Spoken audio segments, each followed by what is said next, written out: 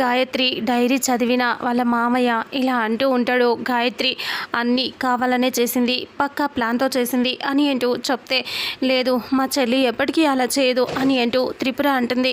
అలా అంటే మీ చెల్లి చేయకపోతే మరి మీ చెల్లి డైరీలో ఇంత క్లియర్గా ఎలా రాస్తుందమ్మా అని అంటూ చెప్పడంతో, ఇంకా నిజంగా నేను అలా రాయలేదు మావయ్య గారు, నిజంగా నాకు అది తెలియదు అని అంటే, నీ డైరీలో వేరే వాళ్ళు వచ్చి రాస్తారా అని అంటూ వాసుకి వాళ్ళు ఇంకా కావాలని రెచ్చగొడుతూ ఇలా చెప్తూ ఉంటారు. ఇక అప్పుడే గాయత్రి బాధపడుతూ ఏడుస్తూ ఇలా అంటూ ఉంటుంది, నిజంగా నేను కావాలని బావగారి విషయంలో అలా చేయలేదు అంటే, ఇంకా డైరీలో చదువుతూ ఇలా అంటూ మొత్తం అంతా ఆస్తి ఎంత, ఆస్తి వివరాలు, ఆస్తి గురించి లాయర్తో సహా అన్ని డీటెయిల్స్ ప్రతివీ అందులో రాసి ఉంటాయి.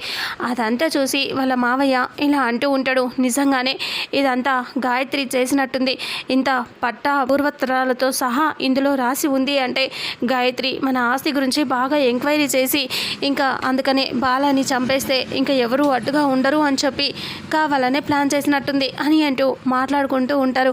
అది తెలిసి ఒక్కసారిగా షాక్ అవుతాడు అనంత్. ఇక అప్పుడే అనంత్ కూడా ఇలా వాదిస్తూ ఉంటాడు, లేదు గాయత్రి ఎప్పటికీ అలా చేయదు, గాయత్రి గురించి మీరు తప్పుగా ఆలోచిస్తున్నారు, గాయత్రి అలాంటిది కాదు అని అంటూ అనంత్ కూడా చెప్తాడు.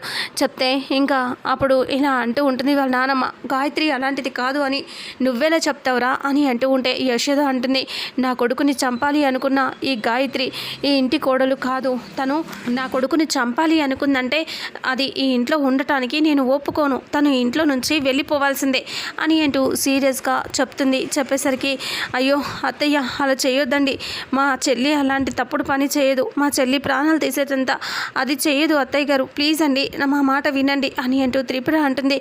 మీ మాట ఎలా నమ్మాలి, ఇంత దాకా వచ్చాక మేము అస్సలు నమ్మం అని అంటూ యశోద అంటుంది.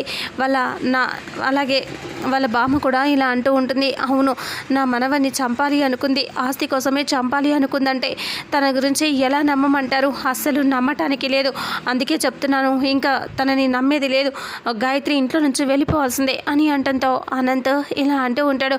అయితే గాయత్రిని ఇంట్లో నుంచి పంపించేస్తే నా భార్య గాయత్రితో పాటు నేను కూడా వెళ్ళిపోతాను అని అనంత్ అంటాడు. ఒక్కసారిగా వాసుకి అలాగే రమప్రభ వాళ్ళు షాక్ అవుతారు.